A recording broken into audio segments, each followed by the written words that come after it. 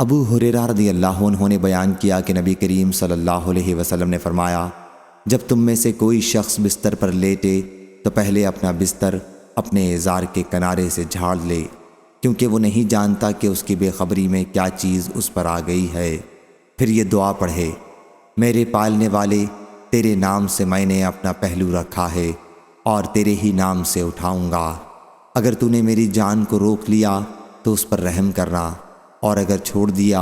زندگی باقی رکھی تو اس کی اس طرح حفاظت کرنا جس طرح تو صالحین کی حفاظت کرتا ہے۔ اس کی مطابقت ابو زمرہ اور اسماعیل بن زکریہ نے عبید اللہ کے حوالے سے کی،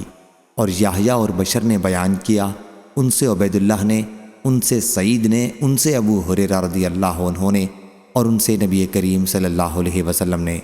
اور اس کی روایت امام مالک اور ابن عجلان نے کی ہے، ان سے سعید نے، ان سے ابو ہریرہ رضی اللہ عنہ نے نبی کریم صلی اللہ علیہ وسلم سے اس طرح روایت کی ہے۔ صحیح بخاری حدیث نمبر 6320۔